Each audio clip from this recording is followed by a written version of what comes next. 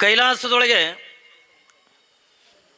ನಾರದ ಮಹಾಮುನಿಗಳು ಈ ಜಗತ್ತಿನ ಇತಿಹಾಸವನ್ನು ಸಕಲ ದೇವಾನುದೇವತೆಗಳ ಎದುರಿಗೆಂದ ಹೇಳಲಿಕ್ಕತ್ತಾರೆ. ಏನನ್ನ ತಿಳ್ಕೊಂಡ ಕೇಳಿದ್ರೆ, ಭಗವಂತ ನಿನ್ನ ಕೃಪೆಯಿಂದ ಈ ಭೂಮಿಗೆ ಅವತಾರ ತಾಳಿರ್ತಕ್ಕಂಥ ಮನುಷ್ಯ ಜೀವಿಗಳೆಲ್ಲ ನಿನ್ನ ಧ್ಯಾನ ಇಲ್ಲ, ನಿನ್ನ ನಾಮಸ್ಮರಣೆ ಇಲ್ಲ, ನಿನ್ನ ಪೂಜೆ ಇಲ್ಲ, ಯಾವುದೂ ಕೂಡ ಇರಲಾರ್ದೇ ಮನುಷ್ಯ ಜೀವಿಗಳೆಲ್ಲ ವ್ಯರ್ಥವಾಗಿ ಅಂದರೆ ಜೀವನವನ್ನು ಕಳೀಲಿಕ್ಕತ್ತಾರೆ. ಎಲ್ಲಿ ನೋಡ್ತಲ್ಲ ಅಂದ್ರೆ ಅಧರ್ಮ ಅಂತಕ್ಕಂಥದ್ದು ತಾಂಡವಾಡ್ಲಿಕ್ಕತ್ತದೆ.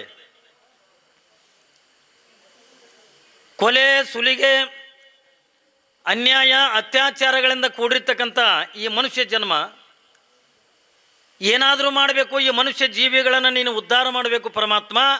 ಯಾಕಂದ್ರೆ ನಿನಗೇನೆಲ್ಲ ಮಾತುಗಳನ್ನು ಕೊಟ್ಟು ಮನುಷ್ಯ ಜೀವಿಗಳೆಲ್ಲ ಕೇವಲ ಕೊಲೆ, ಸುಲಿಗೆ, ಅನ್ಯಾಯ, ಅತ್ಯಾಚಾರದೊಳಗೆಂದು ತೊಡಗಿರ್ತಕ್ಕಂಥ ಮನುಷ್ಯ ಜೀವಿಗಳು. ಯಾವ ನಿನ್ನ ಧ್ಯಾನ ಇಲ್ಲ, ನಿನ್ನ ನಾಮಸ್ಮರಣೆ ಇಲ್ಲ, ದಾನ ಇಲ್ಲ, ಧರ್ಮ ಇಲ್ಲ, ಬರೀ ಪಾಪದೊಳಗಿಂದ ಜೀವನವನ್ನು ಕಳೀತಕ್ಕಂಥ ಈ ಮನುಷ್ಯ ಜೀವರನ್ನು ನೋಡಿ ನನ್ನ ಮನಸ್ಸಿಗೆ ನೋವಾಗಿದೆ ಎತ್ತುಕೊಂಡು ಅನ್ನುವಂಥದ್ದನ್ನು ಯಾವಾಗಿಂದ ನಾರದ ಮುನಿಗಳು ಒಂದು ಕ್ಷಣ ಭಗವಂತನಿಗೆ ಅಂತ ಹೇಳಿದಾಗ ಸ್ವತಃ ಭಗವಂತನೇ ಮನುಷ್ಯರನ್ನು ನೋಡಿ ಅಂದ ಕಣ್ಣೀರು ಹಾಕದ. ಯಾಕೆ ಕಣ್ಣೀರು ಹಾಕದ ಅನ್ನುವಂಥದ್ದನ್ನು ನಿನ್ನಿನ ದಿವಸ ನಾನು ನಿಮಗೆಲ್ಲ ಹೇಳ್ತಾ ಬಂದೀನಿ. ಪರಮಾತ್ಮ ಅವನಿಗೆ ಏನಾದರೂ ಕೂಡ ಬೇಕಾಗಿಂದ ಕಣ್ಣೀರು ಹಾಕಿ ಏನನ್ನ ತಗೊಂಡ ಕೇಳಲಿಲ್ಲ. ಮನುಷ್ಯರಿಂದ ಭಗವಂತನಿಂದ ರೊಕ್ಕ ಕೇಳಲಿಲ್ಲ, ಬಂಗಾರ ಕೇಳಲಿಲ್ಲ, ಬೆಳ್ಳಿ ಕೇಳಲಿಲ್ಲ, ನಿಮ್ಮಿಂದ ಯಾವುದನ್ನು ಕೂಡ ಅಪೇಕ್ಷೆ ಪಡದಾಗಿರ್ತಕ್ಕಂಥ ಪರಮಾತ್ಮ. ಹಾಗಾದರೆ ಪರಮಾತ್ಮ ನಿಮ್ಮಿಂದ ಏನನ್ನ ಬೇಡ್ತಾನ ತಗೊಂಡ ಕೇಳಿದ್ರೆ ನಿಮ್ಮಿಂದ ಯಾವ ಸಿರಿ ಸಂಪತ್ತನ್ನು ಕೂಡ ಕೇಳಂಗಿಲ್ಲ. ಆ ಪರಮಾತ್ಮ ನಿಮ್ಮಿಂದ ಬೇಡ್ತಕ್ಕಂಥ ಒಂದೇ ಒಂದು ಏನು ತಗೊಂಡ ಕೇಳಿದ್ರೆ, ಇವತ್ತು ನೀವೆಲ್ಲರೂ ಕೂಡ ರೆಬ್ಬೆಮ್ಮ ತಾಯಿ ದೇವಸ್ಥಾನಕ್ಕೆ ಅಂತ ಬರ್ತೀರಿ. ನಿಮಗೆಲ್ಲರ ಅಪಾರವಾಗಿರ್ತಕ್ಕಂಥ ಭಕ್ತಿ ಇದೆ, ಹೌದಲ್ರಿ? ನೀವೆಲ್ಲ ಅಮಾಸಿಗೊಮ್ಮೆರೆ ಬರ್ತೀರಿ, ಸ್ವಾಮಾರಕ್ಕೊಮ್ಮೆರೆ ಬರ್ತೀರಿ, ಹೆಂಗಾರ ಬರ್ತೀರಿ. ಯಾವಾಗಂದ್ರೆ ರೆಬ್ಬೆಮ್ಮ ತಾಯಿ ದೇವಸ್ಥಾನದ ಎದುರಿಗೆ ನಿಂತುಕೊಂಡಾಗ ಒಂದು ದಿವಸ ನಿಮಗಂದ್ರೆ ರೆಬ್ಬೆಮ್ಮ ತಾಯಿ ನಿಮಗೆ ಹೋಳಿಗೆ ಕೇಳಿಲ್ಲ, ನಿಮಗಂದ ಕರಿಗಡಬ ಕೇಳಿಲ್ಲ, ನಿಮಗಂದ ಒಳ್ಳೆ ಸೀರೆ ಕೇಳಲಿಲ್ಲ, ನಿಮಗೇನಂದ ಮೂಗಿನಾಗಂದ ನತ್ತು ಕೇಳಲಿಲ್ಲ. ಏನಾದರೂ ಬೇಡ ಹೇಳೇನ್ರಿ ರೆಬ್ಬಮ್ಮ ತಾಯಿ? ಏನೂ ಬೇಡಿಲ್ಲ.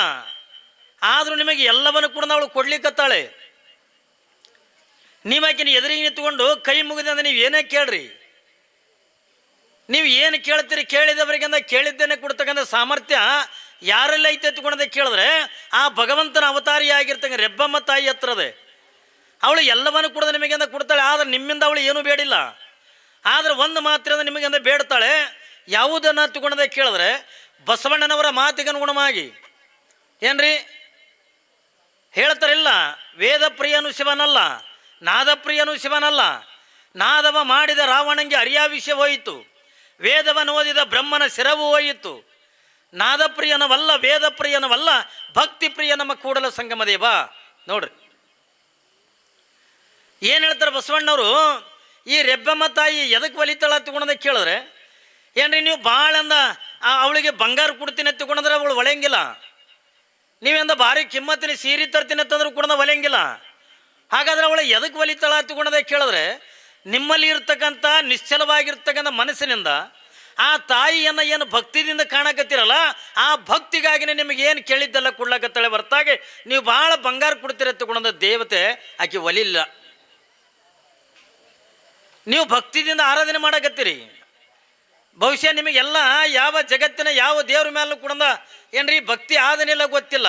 ಆದರೆ ನಿಮ್ಮ ರೆಬ್ಬೆಮ್ಮ ತಾಯಿಯ ಏನು ಈ ಭಕ್ತಿ ಅಂತಕ್ಕಂಥ ಏನು ಇಟ್ಟಿರಲ್ಲ, ಏನ್ರಿ ಮನಸ್ಸ ಇತ್ತು ಅಂದ ಭಕ್ತಿ ಅಂತಕ್ಕಂಥ ಏನು ಮಾಡಕತ್ತಿರಲ್ಲ, ಆ ಭಕ್ತಿ ಒಂದು ಬಿಟ್ರೆ ಬೇರೆ ಯಾವುದನ್ನು ಕೂಡ ಕೇಳಂಗಿಲ್ಲ ಭಗವಂತ. ನಾವು ಜೋರು ದನಿ ತೆಗೆದ ಅವನ ಮೇಲಿಂದ ಪದ ಆಡ್ತೀವಿ ಅಂದ್ರೆ ನಮಗೆ ಒಲೆಯಂಗಿಲ್ಲ. ನಾವು ಸಿಕ್ಕಾಪಡ ಮಂತ್ರ ಕಲ್ತೀವಿ, ನಾವು ಭಾಳ ಮಂತ್ರ ಅಂತೀವಿ ಎತ್ತುಕೊಂಡು ಭಗವಂತಂದ ಒಲೆಯಂಗಿಲ್ಲ. ಭಗವಂತ ಒಲಿಯೋದು ಅದಕ್ಕೆ ಅವ ಏನು ಇಷ್ಟಪಡ್ತಾನೆ ತಗೊಂಡು ಕೇಳಿದ್ರೆ ನಿಮ್ಮಲ್ಲಿರ್ತಕ್ಕಂಥ ನಿಶ್ಚಲವಾಗಿರ್ತಕ್ಕಂಥ ಭಕ್ತಿ ಬಂದು ಬಿಟ್ರೆ ಬೇರೆ ಯಾವುದನ್ನು ಕೂಡ ಭಗವಂತ ಅಂತಕ್ಕಂಥ ಕೇಳಂಗಿಲ್ಲ. ಅದಕ್ಕಾಗಿ ಈ ಭಕ್ತಿ ಇರದೇ ಇರ್ತಕ್ಕಂಥ ಜೀವಿಗಳನ್ನು, ಈ ಭಕ್ತಿ ಇರದೇ ಇರ್ತಕ್ಕಂಥ ಮನುಷ್ಯ ಜೀವಿಗಳನ್ನು ನೋಡಿ ಭಗವಂತನ ಒಂದು ಕ್ಷಣ ಕಣ್ಣೀರು ಹಾಕ್ಲಿಕ್ಕತ್ತಾನೆ. ಏನಪ್ಪ ಇದು?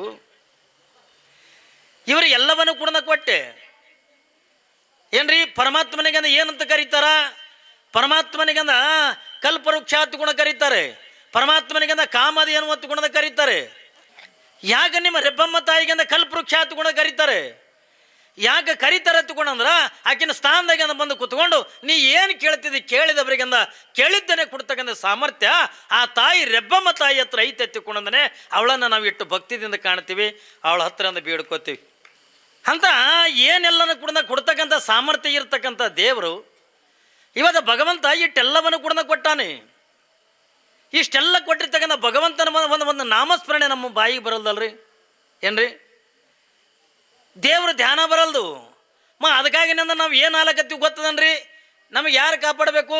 ಯಾವನೊಬ್ಬ ಹುಚ್ಚ ಏನ್ರಿ, ಹುಚ್ಚ ಮ್ಯಾಲ ಗಿಡ ಕಡ್ಲಿಕತ್ತಾನ.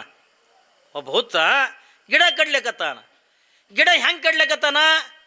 ತಾ ಏನು ನಿಂತಾನಲ್ಲ ನಿಂತಿಟ್ಟು ಟೊಂಗ್ಯದಾಗೆ ಕಡ್ಲಿಕತ್ತಾನ. ಪಾಪ ಪಾರ್ವತಿ ಅಂದ್ಲು, ಅಲ್ರಿ ನೋಡ್ರಿ ಅದು ಪಾಪ ಹುಚ್ಚ ಪರಮಾತ್ಮನಿಗೆ ಅನ್ನಕತ್ತಾಳಕ್ಕೆ ಪಾರ್ವತಿ, ಅದು ಹುಚ್ಚ ಯಾವ ಟೊಂಗೆದ ಮೇಲೆ ನಿಂತದ ಅದೇ ಟೊಂಗೆನ ಕಡ್ಲಿಕತ್ತಾನ, ಒಂದಿಟ್ಟು ಹೋಗಿ ನೀವು ಕಾಪಾಡ್ರಿ ಅಂದ್ಲು. ಅವಾಗ ಪರಮಾತ್ಮ ಅಂದ, ತಾಯಿಗಿಂತ ದೇವರಿಲ್ಲ ಉಪ್ಪಿಗಿಂತ ರುಚಿ ಇಲ್ಲ ಅಂತಾರ, ನೀ ಹೋಗಿ ಕಾಪಾಡು ಅಂದ್ಲು. ಪರಮಾತ್ಮ ಅಂದ, ನೀ ಹೋಗಿ ಕಾಪಾಡು, ನಾನೇ ಯಾಕೆ ಕಾಪಾಡಬೇಕು? ಇಲ್ಲಿಲ್ಲ ನೀವು ಗಂಡ್ಮಕ್ಳು ಹಾಕಿರಿ ನೀವು ಕಾಪಾಡ್ರಿ, ಇಲ್ಲಿಲ್ಲ ನೀ ತಾಯಿದಿ ನೀ ಕಾಪಾಡು. ಅವ ಇಬ್ಬರು ಜಗಳಾಡಕತ್ರು ಪರಮಾತ್ಮ ಪಾರ್ವತಿ. ಇಬ್ಬರು ಜಗಳಾಡುವಂಥ ಪ್ರಸಂಗದ ಒಳಗೆ ಅವಾಗ ಪರಮಾತ್ಮಂದ ಪಾರ್ವತಿ, ಆ ಹುಚ್ಚನ ಕಾಲಾಗ ನೀ ಯಾಕೆ ಜಗಳ ತೆಗಿಲಕತ್ತಿ ನನ್ನ ಜೋಡಿ? ಒಂದು ಕೆಲಸ ಮಾಡೋನು, ಈಗ ಹೆಂಗೆ ಅಂದ ಇನ್ನೊಂದು ಏಟು ಹೊಡೆದ್ರೆ ಅಂದ ಟೊಂಗೆ ಮುರಿತದ, ಟೊಂಗೆ ಜೋಡಿ ಅವನು ಬೀಳ್ತಾನ, ಬೀಳು ಹೊತ್ನಾಗ ಯಾವತ್ತುಕೊಂಡು ಅಂದಂದ್ರೆ ನೀ ಕಾಪಾಡು ಏನ್ರಿ? ಬೀಳು ಹೊತ್ನ್ಯಾಗ ಯಾರಿದ್ರು ಕೂಡ ಗಂಡ್ಮಕ್ಳು ನೋಡಿ ಯವ್ವ ಥರ, ಹೌದಿಲ್ಲ? ಪರಮಾತ್ಮ ಏನಂದ, ಅವ ಬೀಳುವಂಥ ಪ್ರಸಂಗದೊಳಗೆ ಯವ್ವ ಅಂದ್ರೆ ನೀ ಕಾಪಾಡು, ಎಪ್ಪತ್ತು ಗುಣ ಅನ್ನೋದು ನಾ ಕಾಪಾಡ್ತೀನಿ ಅಂದ. ಈಕೆ ಏನಂದ್ಲು, ಹೆಂಗೂ ಗಂಡ್ಮಕ್ಳು ಅಪ್ಪನೇ ಅಂತವತ್ತ ಈಕಿ, ಹೆಂಗೂ ಅಂದ ಮನುಷ್ಯರಂದ ಯವ್ವತ್ತು ಗುಣ ಅಂತಾರ ತಿಮ್ಮ ಪರಮಾತ್ಮ. ಯಾವಾಗಿಂದ ಒಂದು ಎರಡು ಏಟು ಅಂದ ಟೊಂಗೆಕಿಂದ ಹೊಡೆದ ಮ್ಯಾಲಿಂದ ಗಿಡದಂದು ಟೊಂಗೆ ಜೋಡಿ ಇದು ಬೀಳಕತ್ತು. ಯಾವಾಗಿಂದ ಬೀಳ್ತಾ ಬೀಳ್ತಾ ಬೀಳ್ತದೆ ನೆಲಕ್ಕೆ ಅಂದ ಬಿತ್ತಾಯ್ತು.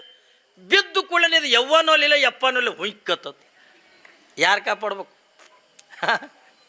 ಅಲ್ರಿ, ಯವ್ವ ಅಂದ್ರೆ ಪಾರ್ವತಿ ಕಾಪಾಡ್ತಿದ್ಲು, ಯಪ್ಪ ಅಂದ್ರೆ ಪರಮಾತ್ಮ ಕಾಪಾಡ್ತಿದ್ದ. ಇದು ಯವ್ವನೂ ಇಲ್ಲ ಯಪ್ಪನೂ ಇಲ್ಲ ಹುಯ್ಕತ್ ಬಿತ್ತದ. ಯಾರು ಕಾಪಾಡ್ತಾರ್ರಿ?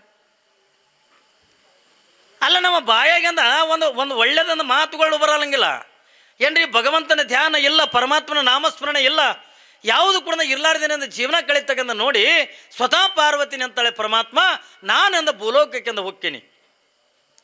ಹೋಗಿ ನಾ ಏನು ಮಾಡ್ತೀನಿ ಅಂತ ಕೇಳಿದ್ರ, ಈ ಮನುಷ್ಯ ಜೀವಿಗಳನ್ನು ಇವರನ್ನೆಲ್ಲ ಧರ್ಮವಂತರನ್ನಾಗಿ ಮಾಡಿ, ಮನುಷ್ಯ ಜೀವಿಗಳನ್ನೆಲ್ಲ ಪುಣ್ಯಾತ್ಮರನ್ನಾಗಿ ಮಾಡಿ, ಕೊನೆಗೆ ನಾನೆಂದ ನಿನ್ನಲ್ಲಿಗೆಂದ ಬರ್ತೀನಿ ಎತ್ತಿಕೊಂಡಂದು ಯಾವಾಗಿಂದ ಪಾರ್ವತಿ ಅಂದ ಹೇಳಿ, ಅವಾಗಿಂದ ಪರಮಾತ್ಮ ಅಂತಾನೆ ಪಾರ್ವತಿ, ಈ ಎಲ್ಲ ಪಾಪಿ ಜೀವಿಗಳ ಮಧ್ಯದ ಒಳಗೆ ಯಾರು ಸದಾಕಾಲ ನನ್ನ ಧ್ಯಾನ ಮಾಡ್ತಾರೋ, ಯಾರು ಸದಾಕಾಲ ನನ್ನ ನಾಮಸ್ಮರಣೆ ಮಾಡ್ತಾರೋ, ಯಾರು ನನ್ನನ್ನು ನಿತ್ಯನೂ ಕೂಡ ಆರಾಧನೆ ಮಾಡ್ತಾರಲ್ಲ ಅಂಥ ಪುಣ್ಯ ದಂಪತಿಗಳ ಗರ್ಭದೊಳಗೆ ನೀ ಹುಟ್ಟಬೇಕು ಒತ್ತುಕೊಂಡಂದು ಹೇಳ್ದ.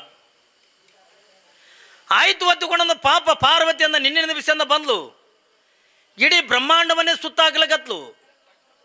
ಎಲ್ಲ ಕಡೆ ಕೂಡ ತಿರುಗಾಡ್ತಾಳೆ, ನೋಡ್ತಾಳೆ, ಎಲ್ಲಾದ್ರೂ ಕೂಡ ಅಂಥ ಪುಣ್ಯ ಜೀವಿಗಳದಾರೇನು? ಎಲ್ಲ ಕಡೆಯಿಂದ ತಿರುಗ್ತಾ ಎಲ್ಲಿನೂ ಕೂಡ ಅಂಥ ಪುಣ್ಯ ದಂಪತಿಗಳೇ ಸಿಗಲಿಲ್ಲ ನೋಡ್ರಿ ಭೂಮಿ ಮೇಲೆ. ಯಾರಿಗೆ? ಪಾರ್ವತಿಗೆ. ಧರ್ಮವಂತ ಜೀವಿಗಳೇ ಸಿಗಲಿಲ್ಲ. ಯಾರಿದ್ರು ಕೂಡ ಒಂದಿಲ್ಲ ಒಂದು ಪಾಪ ಕಾರ್ಯಗಳನ್ನು ಮಾಡಿರ್ತಕ್ಕಂಥವ್ರು, ಒಂದಿಲ್ಲ ಒಂದರದೊಳಗಿಂದ ಏನೋ ಅಂದ ದಂಪತಿಗಳಾಗಿರ್ತಕ್ಕಂಥವ್ರು, ಒಂದಿಲ್ಲ ಒಂದರದೊಳಗಿಂದ ಹೆಂಗೆಂಗೋ ಇರ್ತಕ್ಕಂಥ ದಂಪತಿಗಳಿಗೆ ಸಿಗ್ತಿದ್ರೆ ಹೊರತಾಗಿ. ಆದ್ರೆ ಪರಮಾತ್ಮನ ಮಾತಿಗೆ ಅನುಗುಣವಾಗಿ ಪರಮಾತ್ಮ ಹೆಂಗೆ ಹೇಳ್ಯಾನಲ್ಲ, ಏನು ಮಾಡಬೇಕು? ನೀನಂದ ಸದಾಕಾಲ ಯಾರು ನನ್ನ ಆರಾಧನೆ ಮಾಡ್ತಾರೋ, ಯಾರು ನನ್ನ ಧ್ಯಾನ ಮಾಡ್ತಾರ, ದಾನ ಧರ್ಮಾದಿಗಳನ್ನು ಮಾಡ್ತಾರ, ಅಂಥ ಪುಣ್ಯ ದಂಪತಿಗಳ ಗರ್ಭದೊಳಗೆ ನೀನು ಹುಟ್ಟು ಹೊತ್ತುಕೊಂಡನ್ನುವಂಥ ಮಾತ ಯಾವಾಗಿಂದ ಪರಮಾತ್ಮ ಹೇಳಿದ್ನಲ್ಲ, ಅವಾಗಿಂದ ಪರಮಾತ್ಮನ ಮಾತಿಗೆ ಅನುಗುಣವಾಗಿ ಅಂಥ ದಂಪತಿಗಳ ಮನೆತನವನ್ನು ಹುಡುಕಲಿಕ್ಕತ್ತಾಳೆ. ಯಾರು? ಪಾರ್ವತಿ. ಯಾವಾಗಿಂದ ಹುಡುಕ್ತಾಗಿರ್ತಕ್ಕಂಥ ಪ್ರಸಂಗದ ಒಳಗೆ ಕೊನೆಯದಾಗಿ ಎಲ್ಲಿ ಸಿಕ್ಕರು ಹೊತ್ತುಕೊಂಡದೆ ಕೇಳಿದ್ರೆ, ಇವತ್ತದು ನಮ್ಮ ನೆರೆ ರಾಜ್ಯ ಆಗದೆ. ಆದರೆ ಅದು ಮೊದಲಿಂದ ಇದೇ ನಿಮಗೆ ಇಂಡಿ ತಾಲೂಕಿನೊಳಗೇನೆ ಇತ್ತು ಏನ್ರಿ? ಇಂಡಿ ತಾಲೂಕಿತ್ತು. ಈಗಿಂದ ಅದು ಜತ್ತು ತಾಲೂಕು ಹತ್ತುಕೊಂಡು ನನಗೆ ಒಬ್ಬರು ಮೊನ್ನೆ ಫೋನ್ ಹಚ್ಚಿ ಹೇಳಿದ್ರು ನನಗೆ, ಏನ್ರಿ ಅದು ಜತ್ತು ತಾಲೂಕ. ಇಲ್ಲೇ ನಮ್ಮ ಮಹಾರಾಷ್ಟ್ರದೊಳಗೆ ಏನ್ರಿ ಜತ್ತು ತಾಲೂಕಿನೊಳಗೆ ಬರ್ತಕ್ಕಂಥ ಚಿಕ್ಕದಾಗಿರ್ತಕ್ಕಂಥ ಗ್ರಾಮ ಅದು ಉಮರಾಣಿ ಅನ್ನತಕ್ಕಂಥ ಗ್ರಾಮ. ಭಾಳ ಸಣ್ಣ ಊರ. ಅಂಥ ಯಾವ ಉಮರಾಣಿ ಅಂತಕ್ಕಂಥ ಗ್ರಾಮದೊಳಗೆ ತಾಯಿ ಎಲ್ಲ ಕಡೆನೂ ಕೂಡ ಸಂಚಾರ ಮಾಡ್ಕೊತಂದು ಬರ್ತಾಳೆ. ಒಂದೇ ರಾಜ್ಯ, ಒಂದೇ ಊರ, ಒಂದೇ ದೇಶ ಎತ್ತಿಕೊಂಡಲ್ಲ, ಎಲ್ಲ ಕಡೆನೂ ಕೂಡ ತಿರುಗ್ತಾ ಬಂದು ಕೊನೆಯದಾಗಿ ಅಂದ್ರೆ ಇಲ್ಲೇ ನಮ್ಮ ಏನ್ರಿ ಜತ್ತು ತಾಲೂಕಿನೊಳಗಿರ್ತಕ್ಕಂಥ ಉಮರಾಣಿ ಅನ್ನತಕ್ಕಂಥ ಚಿಕ್ಕದಾಗಿರ್ತಕ್ಕಂಥ ಗ್ರಾಮ. ಅಂಥ ಚಿಕ್ಕದಾಗಿರ್ತಕ್ಕಂಥ ಗ್ರಾಮದೊಳಗೆ ಏನ್ರಿ ಪಂಚಾಳ್ರ ಮನಿತನ. ಕಲ್ಪನೆ ಇರಲಿ ಮಗ, ಪಂಚಾಳ್ರ ಮನಿತನ. ಆದ್ರೆ ನಿಜವಾಗ್ಲೂ ಕೂಡ ಏನ್ರಿ ಒಂದು ಕಡೆಗೆ ಇನ್ನೊಂದು ಕಡೆಗೆ ಪುರಾಣ ಬರೀತಾರ. ಯಾಕಂದ್ರೆ ನಾವು ಎರಡೂ ಪುರಾಣಗಳು ನೋಡಿ ನಾವು ಹೇಳ್ಬೇಕಾಗ್ತದೆ. ಒಂದು ಪುರಾಣದ ಒಳಗೆ ಯಾವ ಜಂಗಮನ ಮನಿತನದೊಳಗೆ ಹುಡ್ತಾರ ತಗೊಂಡು ಒಂದು ಪುರಾಣದ ಬರೀತಾರೆ. ಆದ್ರೆ ಇನ್ನೊಂದು ಪುರಾಣದ ಒಳಗಿಂದ ಪಂಚಾಳ್ರ ಮನಿತನದೊಳಗಿಂದ ಅನಂತರಾಯ ಮತ್ತು ಸಿರಸಮ್ಮ ತಿಕೊಂಡು ನಮ್ಮಂಥ ದಂಪತಿಗಳದಾರೆ. ಯಾವಾಗಿಂದ ಆ ದಂಪತಿಗಳು ಹೆಂಗದಾರ ತಿಕೊಂಡದ ಕೇಳಿದ್ರೆ ಪಾರ್ವತಿ ಇದನ್ನೆಲ್ಲವನ್ನು ಕೂಡ ನೋಡಕತ್ತಾರೆ. ಅವರು ಕಳಿತಕ್ಕಂಥ ಜೀವನವನ್ನು, ಅನಂತರಾಯ ಮತ್ತು ಸಿರಸಮ್ಮರ ಬದುಕನ್ನು, ಇದು ಎಲ್ಲವನ್ನು ಕೂಡ ನೋಡ್ಲಿಕ್ಕತ್ತಾಳೆ. ಯಾರು? ಪಾರ್ವತಿ. ಪರಮಾತ್ಮ ಹೇಳಿದ್ನಲ್ಲ ಏನತ್ತ, ನೋಡು ಎಂಥ ಪುಣ್ಯ ದಂಪತಿಗಳ ಗರ್ಭದೊಳಗೆ ನೀನು ಜನ್ಮ ತಾಳ್ಬೇಕತ್ತಂದ್ರೆ ಸದಾವಕಾಲ ನನ್ನ ಧ್ಯಾನ, ನನ್ನ ಆರಾಧನೆ, ಏನ್ರಿ ದಾನ ಧರ್ಮಾದಿಗಳನ್ನು ಮಾಡ್ತಕ್ಕಂಥ ಪುಣ್ಯ ದಂಪತಿಗಳ ಗರ್ಭದೊಳಗೆ ನೀನು ಹುಟ್ಟಬೇಕು ಹೊತ್ತುಕೊಂಡಂಥದ್ದನ್ನು ಯಾವಾಗಿಂದ ಪರಮಾತ್ಮ ಹೇಳಿದ್ನಲ್ಲ ಆ ಪದ್ಧತಿ ಇಲ್ಲಿ ನೋಡಕತ್ತಾಳ ಪಾರ್ವತಿ. ಯಾರ ಮನಿತಂದಾಗ? ಪಂಚಾಳ್ರ ಮನಿತನದೊಳಗೆ. ಯಾವಾಗಿಂದ ಪಂಚಾಳ್ರ ಮನಿತನದೊಳಗಿಂದ ನೋಡ್ಲಿಕ್ಕತ್ತಾಳೆ. ಅನಂತರಾಯ ಮತ್ತು ಸಿರಸಮ್ಮ ಇವರು ಈರವರೆಗೂ ಕೂಡ ಹೆಂಗದಾರ ತಗೊಂಡ ಕೇಳಿದ್ರೆ ಇವರು ಕೂಡ 12ನೇ ಶತಮಾನದೊಳಗಿರ್ತಕ್ಕಂಥ ಬಸವಣ್ಣನವರ ಪರಿಕಲ್ಪನೆ ಅವರಿಗಿತ್ತು. ನೋಡ್ರಿ, ಅವತ್ತಿನ ದಿನಮಾನದೊಳಗೆ ಬಸವಣ್ಣನವರ ವಚನ ಸಾಹಿತ್ಯ, ಏನ್ರಿ ಬಸವಣ್ಣನವರ ಅನುಭವ ಮಂಟಪ, ಅಲ್ಲಿ ನಡೀತಕ್ಕಂಥ ಬರ್ತಕ್ಕಂಥ ಶರಣರು, ಆದರೆ ಎಲ್ಲದ್ರ ಬಗ್ಗೆ ತಿಳ್ಕೊಂಡಿರ್ತಕ್ಕಂಥವ್ರು ಯಾರು ಒತ್ತುಕೊಂಡ ಕೇಳಿದ್ರೆ ಅವರ ಪಂಚಾಳ್ರ ಮನಿತನದೊಳಗಿದ್ರು ಅನಂತರಾಯ ಮತ್ತು ಸಿರಸಮ್ಮ ಇವರು ಎಂಥವ್ರು ಒತ್ತುಕೊಂಡ ಕೇಳಿದ್ರೆ ಬಸವಣ್ಣನವರ ಶರಣರು ಜೀವನ ಕಳೆದಂಗೆ ಇವರು ಜೀವನ ಕಳೀಲಿಕ್ಕತ್ತಿದ್ರು. ಕಲ್ಪನೆ ಇರಲಿ, ಶರಣರು ಯಾವ ಮಾರ್ಗದೊಳಗೆ ನಡೀಲಿಕ್ಕತ್ತಾರಲ್ಲ ಕಲ್ಯಾಣದಾಗ ಹೆಂಗೆ ನಡೀತಿದ್ರಿ ಅವ್ರಿ? ಎಲ್ಲಿ ಅನಂತರಾಯ ಮತ್ತು ಸಿರಸಮ್ಮರು ಹೆಂಗದಾರ ತಗೊಂಡೆ ಕೇಳಿದ್ರೆ ನಾ ಇಷ್ಟೊತ್ತನ ಜೇಡರ ದಾಶಿಮಾರಿನ ಬಗ್ಗೆ ಹೇಳಿದೆ ಏನ್ರಿ. ಇವರೆಲ್ಲ ಯಾವ ರೀತಿಯಾಗಂದ ಶರಣ ತತ್ವದ ಜೀವನಗಳನ್ನು ಕಳೆದಾರೋ ಆ ರೀತಿಯಾಗಂದ ಜೀವನ ಅನ್ನತಕ್ಕಂಥದ್ದನ್ನು ಯಾರು ಕಳಿತಿದ್ರು ಹೊತ್ತುಕೊಂಡು ಕೇಳಿದ್ರೆ ಇಲ್ಲೇ ನಮ್ಮ ಉಮರಾಣಿ ಒಳಗೆ ಯಾವ ಅನಂತರಾಯ ಮತ್ತು ಸಿರಸಮ್ಮರು ಒಳ್ಳೆ ನೀತಿತನದಿಂದ ಜೀವನ ಅನ್ನತಕ್ಕಂಥ ಕಳೀಲಿಕ್ಕತ್ಯ. ಜೇಡರ ದಾಶಿಮಾರಿ ಜೀವನ ಕಳೆದಂಗೆ ಕಳೀಲಿಕ್ಕತ್ತಾರೆ. ಬಸವಣ್ಣ ನೀಲಾಂಬೆ ಜೀವನ ಕಳೆದಂಗೆ ಕಳೀಲಿಕ್ಕತ್ತಾರೆ. ನಿತ್ಯನೂ ಕೂಡ ನಾವು ಮನಿತನದೊಳಗಿಂದ ದಾನ ಧರ್ಮ ಪರೋಪಕಾರ ಏನ್ರಿ ಹುಟ್ಟಿರ್ತಕ್ಕಂಥದ್ದು ಪಂಚಾಳ್ರ ಮನಿತನದೊಳಗಾದನು ಯಾವ ಬಸವಣ್ಣನ ತತ್ವಗಳನ್ನು ತಿಳ್ಕೊಂಡಿರ್ತಕ್ಕಂಥ ಬಸವಣ್ಣನ ಅನುಭವ ಮಂಟಪದ ವಚನ ಸಾಹಿತ್ಯಗಳನ್ನು ತಿಳ್ಕೊಂಡಿರ್ತಕ್ಕಂಥ ಅನಂತರಾಯ ಮತ್ತು ಸಿರಸಮ್ಮರು ಅವರೆಲ್ಲ ಏನು ಮಾಡಕತ್ತಾರ ತಗೊಂಡು ಕೇಳಿದ್ರೆ ಅಲ್ಲಿ ಕಲ್ಯಾಣದ ಒಳಗೆ ಶರಣರು ಯಾವ ರೀತಿಯಾಗಿ ಜೀವನ ಕಳೀತಾರೋ ಆ ರೀತಿಯಾಗಿ ತಮ್ಮ ಜೀವನ ಅಂತಕ್ಕಂಥ ಕಳೀಲಿಕ್ಕತ್ಯಾರ. ಮನಿತನಕ್ಕಿಂದ ಯಾರೇ ಬರಲಿ, ಕುರುಡರು ಬರಲಿ, ಕುಂಟರು ಬರಲಿ, ಅನಾಥರು ಬರಲಿ, ದೀನ ದಲಿತ ಯಾರು ಬಂದರೂ ಕೂಡ ನಿತ್ಯನೂ ಕೂಡ ಆ ಮನಿತನದೊಳಗಿಂದ ದಾಸೋಗ ನಡೆದಿದೆ. ಮಾಡ್ತಕ್ಕಂಥ ಕಾಯಕ ಏನು? ಅನಂತರಾಯ ಕಟಗಿ ಕೆಲಸ ಮಾಡ್ತಾನೆ. ಊರೊಳಗಿಂದ ರೈತಾಪಿ ಜನರಿಂದ ಏನ್ರಿ ಗಳೆ, ನೇಗಲ, ಇಂಥ ಎತ್ತಿನ ಗಾಡಿ ಇಂಥವೇನು ಇರ್ತಾವಲ್ಲ ಇಂಥ ಸಾಮಾನುಗಳನ್ನು ಮಾಡವ. ಆ ಮಾರಿರ್ತಕ್ಕಂಥ ದುಡ್ಡಿನೊಳಗೆ ನಿತ್ಯನೂ ಅವನಿಗೇನು ಹೊಲ ಇಲ್ಲ, ಮತ್ತೊಂದೇನು ಆಸ್ತಿ ಇಲ್ಲ, ಏನೂ ಇಲ್ಲ. ಪಾಪ ಅವ ಏನು ಮಾಡ್ತಿದ್ದ? ನಿತ್ಯನೂ ಕೂಡ ತನ್ನ ಕಾಯಕ ಮಾಡೋದು. ಆ ಬಂದಿರ್ತಕ್ಕಂಥ ದುಡ್ಡಿನೊಳಗನೆ ನಿತ್ಯನೂ ಕೂಡ ಮನಿತನದೊಳಗಿಂದ ದಾಸೋಗ ಅಂತಕ್ಕಂಥ ಮಾಡ್ತಿದ್ದ ಏನ್ರಿ. ಆ ಊರೊಳಗಿನ ಒಂದು ಹಿರೇಮಠ, ಆ ಹಿರೇಮಠದ ಮೇಲೆ ಅಪಾರವಾಗಿರ್ತಕ್ಕಂಥ ಭಕ್ತಿ ಅವ್ರದ್ದು ಏನ್ರಿ. ಯಾವಾಗಲೂ ಕೂಡ ಅಲ್ಲಿ ಊರು ಹೊರಗಿನ ಒಂದು ಲಿಂಗ ಇರ್ತಕ್ಕಂಥ ದೇವಸ್ಥಾನ ಹೆಂಗೆ ನಿಮ್ಮದು ಇವತ್ತು ನೋಡ್ರಿ. ಇದಕ್ಕೆ ಎಷ್ಟು ಅರ್ಥ ಅದ ತಗೊಂಡ ಕೇಳಿದ್ರೆ ಇವತ್ತು ನಿಮ್ಮಲ್ಲಿ ರೆಬ್ಬಮ್ಮ ತಾಯಿ ದೇವಸ್ಥಾನ ಹೆಂಗೆ ಅದ ತಗೊಂಡು ಕೇಳಿದ್ರೆ ಬಹುಶಃ ನಿಮ್ಮ ಊರನ ಮಂದಿಗೆ ನಿಮ್ಗೆ ಗೊತ್ತಿಲ್ಲ.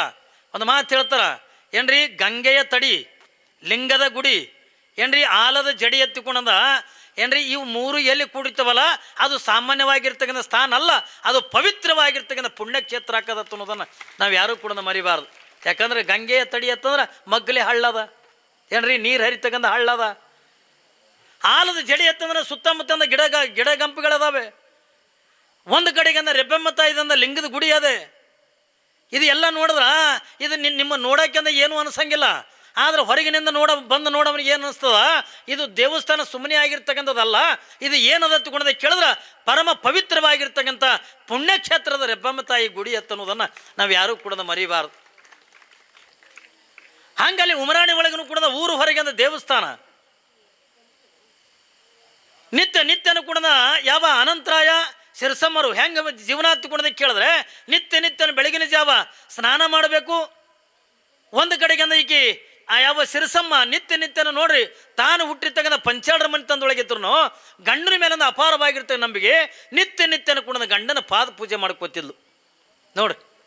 ಪ್ರತಿನಿತ್ಯನ ಕೂಡ ತಾವು ಏನೋ ಲಿಂಗ ಪೂಜೆ ಮಾಡ್ಕೋತಾರಲ್ಲ, ಬಸವಣ್ಣನವರ ವಚನಕ್ಕೆ ಬಸವಣ್ಣನ ತತ್ವಕ್ಕೆ ಅಂದ ಮಾರು ಹೋಗಿ ತಾವು ಜನಿವಾರ ಹಾಕಬೇಕಾಗಿತ್ತು. ಅನಂತರಾಯ ಕಲ್ಪನೆ ಇರಲಿ ಮಗ, ಅವರು ಜನಿವಾರ ಹಾಕಬೇಕು. ಯಾಕೆ ಪಂಚಾಳರು ಹೊತ್ತುಕೊಂಡ್ರ ಬಡಗೇರ ಮನೆ ತಂದೊಳಗೆ ಇರ್ತಕ್ಕಂಥವ್ರು ತಂದಾಗ ಅವರು ನಿಜವಾಗ್ಲೂ ಕೂಡ ಜನಿವಾರ ಹಾಕಬೇಕಾಗಿತ್ತು.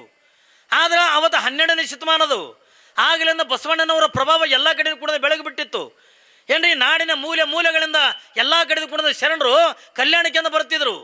ಅವತ್ತಿನ ದಿನಮಾನದೊಳಗೆ ಲಿಂಗ ಅಂದ್ರೇನು, ಏನ್ರಿ ಗುರು ಅಂದ್ರೇನು, ಲಿಂಗ ಅಂದ್ರೇನು, ಜಂಗಮ ಅಂದ್ರೇನು, ಅಷ್ಟಾಭರಣಗಳಂದ್ರೇನು, ಷಡಸ್ಥಲಗಳಂದ್ರೇನು, ಪಂಚಾಚಾರಗಳಂದ್ರೆ ಏನು ಅನ್ನೋದನ್ನು ಅವತ್ತಿನ ದಿನಮಾನದೊಳಗೆ ಕಲ್ಯಾಣದಿಂದ ನಾಡಿನ ಮೂಲೆಗಳು ಎಲ್ಲ ಕಡೆ ಕೂಡ ಸಾರಿ ಬಿಟ್ಟಿತ್ತು. ಆ ಬಸವಣ್ಣನವರ ಪ್ರಭಾವಕ್ಕಾಗಿ ಯಾವ ಅನಂತರಾಯ ಮತ್ತು ಸಿರಸಮ್ಮರು ಜನಿವಾರ ಹಾಕ್ಲಾರ್ದೇ ಕೊರಳಾಗಿಂದ ಲಿಂಗ ಧರಿಸ್ಕೊಂಡ್ರು. ಏನ್ರಿ ಜನಿವಾರ ತೆಗೆದು ಲಿಂಗವನ್ನು ಧರಿಸ್ಕೊಂಡ್ರವರು. ಯಾಕ ಲಿಂಗದೊಳಗಿಂದ ಅಷ್ಟು ತಾಕತ್ತಿದೆ, ಲಿಂಗದೊಳಗಿಂದ ಶಕ್ತಿ ಇದೆ.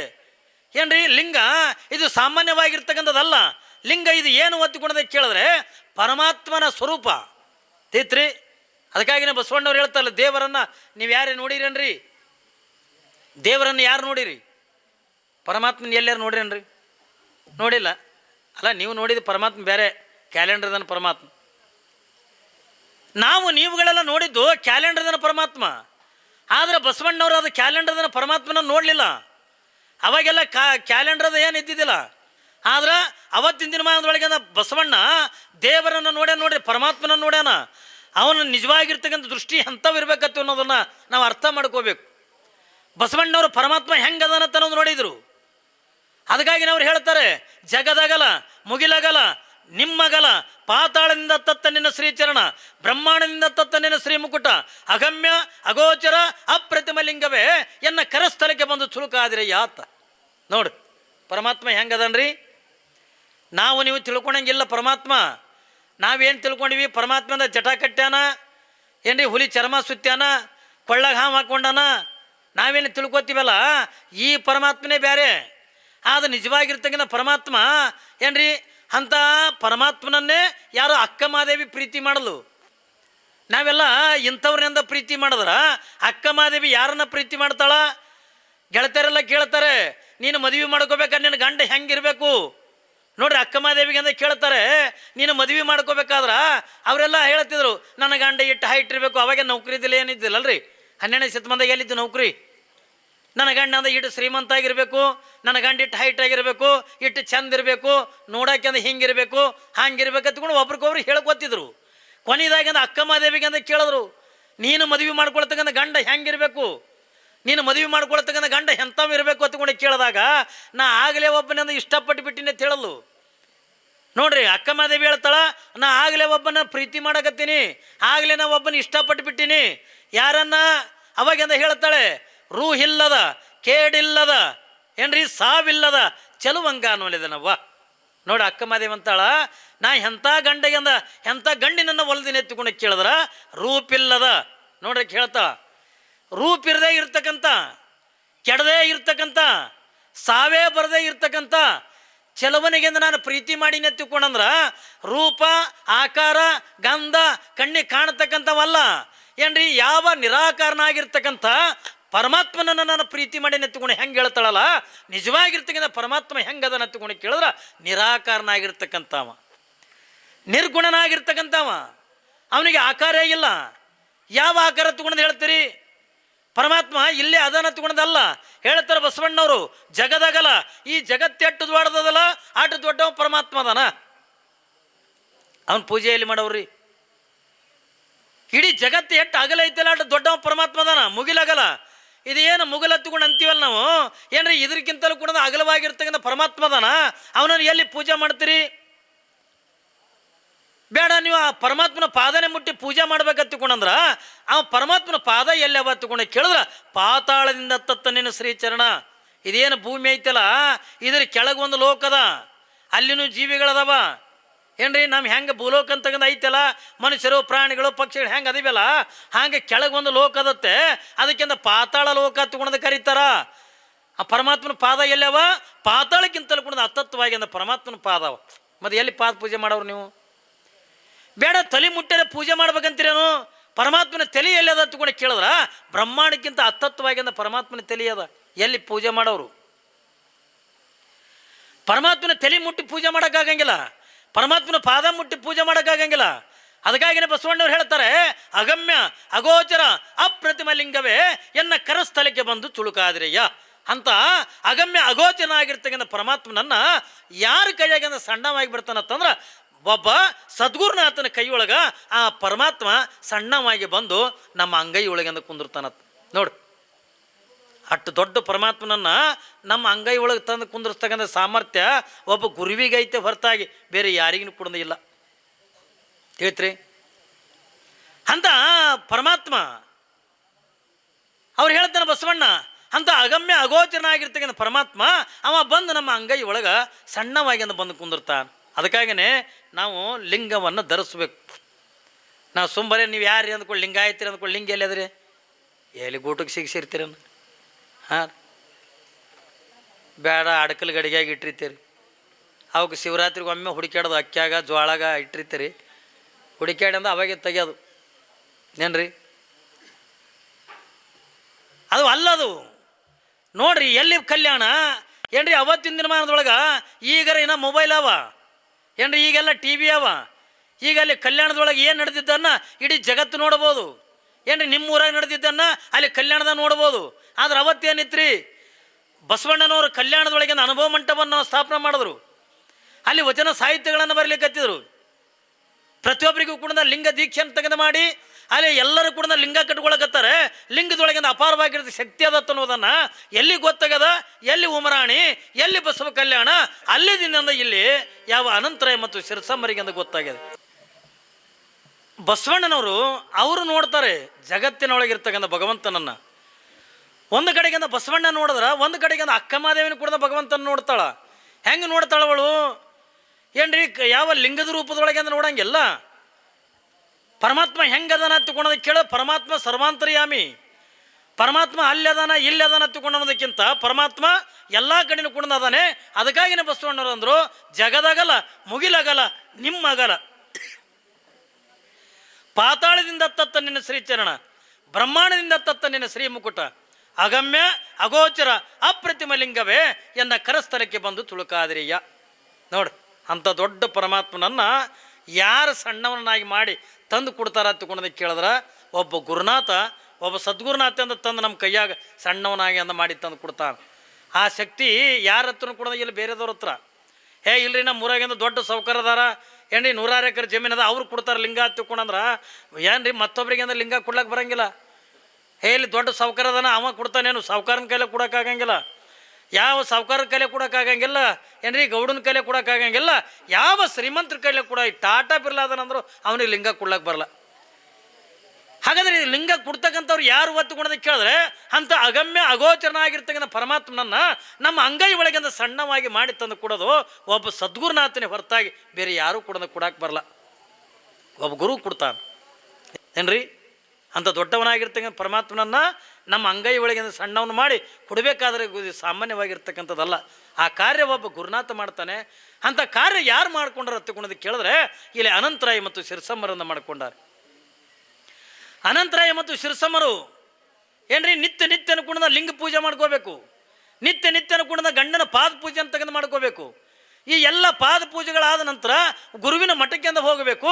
ಹೋಗಿ ಗುರುವಿಗೆ ಅಂತ ನಮಸ್ಕಾರ ಮಾಡಿ ಊರು ಹೊರಗೆ ಅಂತ ಒಂದು ಲಿಂಗದ ಗುಡಿ, ಆ ಲಿಂಗದ ಗುಡಿಗೆ ಅಂತ ಹೋಗಿ ನಮಸ್ಕಾರ ಮಾಡಿ ಯಾವ ಶಿರಸಮ್ಮ ಅನಂತರಾಯರು ಆ ಲಿಂಗದ ಎದುರಿಗೆ ಅಂತ ಕೂತ್ಕೊಂಡು ಬೇರೆ ಏನು ಬೇಡ್ತಿದ್ದಿಲ್ಲ ಅವರು. ಏನ್ರಿ, ನನಗೆ ಆಸ್ತಿ ಕೊಡು, ಬಂಗಾರ ಕೊಡು, ಬೆಳ್ಳಿ ಕೊಡು ಹತ್ತಿಕೊಂಡಂದು ಯಾವುದನ್ನು ಕೊಡೋದು ಬೇಡ್ತಿದ್ದಿಲ್ಲ. ಹಾಗಾದ್ರೆ ಏನು ಬೇಡ್ತಾರೆ ಹತ್ತಿಕೊಂಡಂದು ಕೇಳಿದ್ರೆ ಅವರು ಒಂದೇ ಒಂದು ಮಗುವಿನನ್ನು ಕೊಡು ಹತ್ತಿಕೊಂಡಂದು ಅನಂತರಾಯ ಮತ್ತು ಸಿರ್ಸಮ್ಮರಿಂದ ಬೇಡ್ಕೊಳಕತ್ತಾರೆ. ಒಂದು ಹೆಣ್ಣರೆ ಕೊಡು, ಗಂಡರೆ ಕೊಡು ಏನ್ರಿ. ಯಾಕೆ ಮದುವೆಯಾಗಿಂದ ಭಾಳ ವರ್ಷ ಆಗದೆ, ಮದುವೆಯಾಗಿಂದ ಭಾಳ ವರ್ಷ ಆದರೂ ಕೂಡ ಮಕ್ಕಳಾಗಿಲ್ಲ ಅನಂತರಾಯ ಮತ್ತು ಸಿರ್ಸಮ್ಮರಿಗೆ. ಯಾವಾಗ ಪರಮಾತ್ಮ ನಮಗೇನು ನಿಮ್ಮ ಆಸ್ತಿ ಬೇಕಾಗಿಲ್ಲ, ಯಾವ ಸಿರಿ ಸಂಪತ್ತು ಬೇಕಾಗಿಲ್ಲ, ನೀ ಏನು ಕೊಡ್ಬೇಕಂತ್ಕೊಂಡು ಕೇಳಿದ್ರೆ ಒಂದು ಮಗುವಿನನ್ನು ಕೊಡು, ಹೆಣ್ಣರೆ ಕೊಡು, ಗಂಡರೆ ಕೊಡು, ಬೇಡ ಈಗ ಹುಟ್ಟಂದ ಈಗ ಸಾಯಿವಲ್ದಕ್ಕ ಜಗತ್ತಿನ ಜನ ನಮ್ಮನ್ನೆಲ್ಲ ಆಡ್ಕೊಳಕತ್ತಾರೆ ಏನ್ರಿ. ಇವಳಿಗೇನು ಮಕ್ಕಳಕ್ಕವ, ಈಗ ಬಂಜದಳ ಹತ್ತಿಕೊಂಡಂತಾರೆ. ಅದಕ್ಕೆ ಆ ಮಾತುಗಳು ಅನಿಸ್ಕೊಳ್ಳೋದು ಬೇಡ, ನನಗೆ ಒಂದೇ ಒಂದು ಮಗುವಿನನ್ನು ಕೊಡು ಹತ್ತಿಕೊಂಡಂದು ಯಾವಾಗಿಂದ ಅನಂತರಾಯ ಮತ್ತು ಸಿರ್ಸಮ್ಮರು ಯಾರ ಹತ್ರ ಬೇಡ್ಕೋತಾರೆ, ಆ ಭಗವಂತನ ಹತ್ರ ಬೇಡ್ಕೋತಾರೆ. ಯಾವಾಗಿಂದ ಪರಮಾತ್ಮನಲ್ಲಿಂದ ಬೇಡ್ಕೋತಾರಲ್ಲ ಆ ಪರಮಾತ್ಮ ಏನ್ರಿ ನಿಮಗೆ ಗೊತ್ತೇ ಅದ. ಆ ಪರಮಾತ್ಮನ ಮಾತಿಗೆ ಅನುಗುಣವಾಗಿಯೇ ಇಲ್ಲಿ ಪಾರ್ವತಿ ಎಲ್ಲಿ ನಿಂತ್ಕೊಂಡು ನೋಡಕತ್ತೇಳ ಹತ್ತಿಕೊಂಡಂತ ಕೇಳಿದ್ರೆ ಅದೇ ಯಾವ ಅನಂತರಾಯ ಮತ್ತು ಸಿರ್ಸಮ್ಮರ ಮನೆಯೊಳಗನೆ ಕೂತ್ಕೊಂಡಂದ ನೋಡಕತ್ತಾಳ ಪಾರ್ವತಿ. ಯಾಕ ಅವ್ರು ನಡೀತಕ್ಕಂಥ ನಡೆ, ಅವ್ರು ನುಡಿತಕ್ಕಂಥ ನುಡಿ, ಅವ್ರು ಮಾಡ್ತಕ್ಕಂಥ ಭಗವಂತನ ಧ್ಯಾನ ಏನ್ರಿ, ಅವ್ರು ಮಾಡ್ತಕ್ಕಂಥ ಪರಮಾತ್ಮನ ಆರಾಧನೆ, ನಿತ್ಯ ಪೂಜೆ ಪುನಸ್ಕಾರ, ಅವ್ರು ಮಾಡ್ತಕ್ಕಂಥ ದಾನ ಧರ್ಮಾದಿಗಳನ್ನು ಎಲ್ಲವನ್ನೂ ಕೂಡ ನೋಡ್ತಾ ಪಾರ್ವತಿ ನಿಂತಾಳಲ್ಲ. ಹಾಗಾದ್ರೆ ಆ ಪಾರ್ವತಿ ಇವರೆಲ್ಲ ಭಕ್ತಿ ಇವಳ ಶ್ರದ್ಧೆ ಅಂತ ನೋಡಿ ಯಾವಾಗಿಂದ ಪಾರ್ವತಿನೇ ಪರಮಾತ್ಮನಿಗೆ ಆಜ್ಞೆ ಮಾಡಿ ಯಾವಾಗಿಂದ ಸಿರ್ಸಮ್ಮಳ ಗರ್ಭದೊಳಗೆ ಯಾವ ಸಾಕ್ಷಾತ್ ಪಾರ್ವತಿನೇ ಪ್ರವೇಶ ಹಾಕ್ಕೊಳ್ಳ ಹತ್ತುಕೊಂಡನ್ನುವಂಥ ವಿಚಾರ ಇವತ್ತಿನ ದಿವಸದಿಂದ ಬರ್ತದೆ.